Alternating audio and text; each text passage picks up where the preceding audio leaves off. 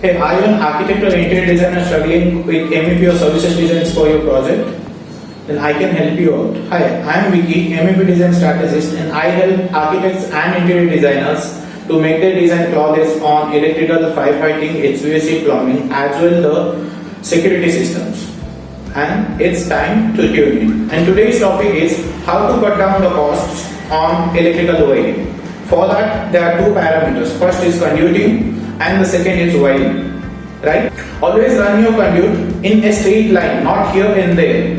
And next, from that you make out your branch wherever you need. If it should be like a skeleton in a meat, from that you will make out your branches wherever you need. This is the first way to do that. It always will be look like a fish-like structures. That's why it's called fish-type design. Right? Are you getting me?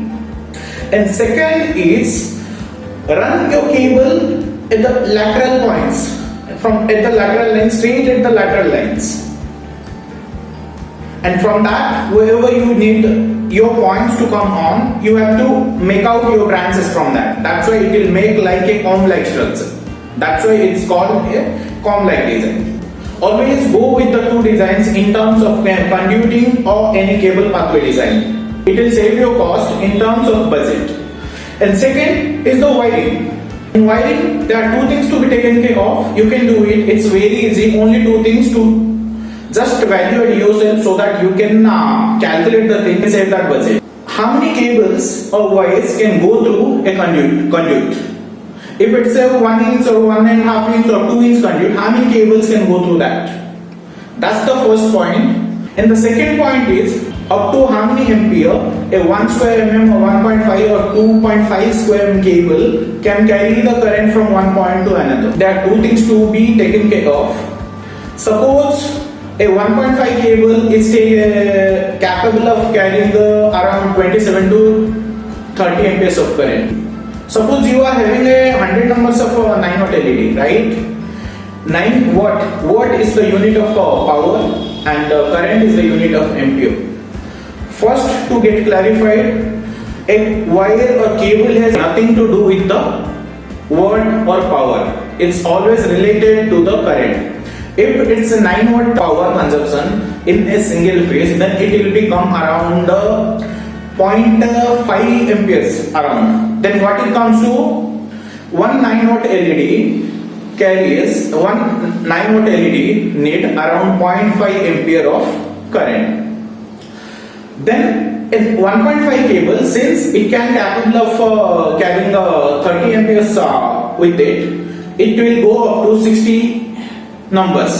That is 60 numbers of 9 watt LEDs can be connected with a 1.5 square mm wire. But you should never go to the optimum level. You should always design at a 20% less. That's the diversity factor should be 0.2. That comes to, if it's a 30, it's a 80% of 30, then it's come to 24. If your designer has designed it at least 20 to 24, then it's at par. There is no issue in that. If he has designed it 10, 12, 18 or anything, then if he has designed it 18, it's a loss of 6 to you. It's a loss of 6 numbers. If in total it's 100, then it is a 16 times addition to that.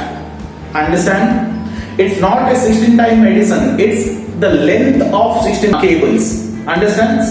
If a cable runs 640 meters, then it's a loss of 40 into 6. That is 240 meter.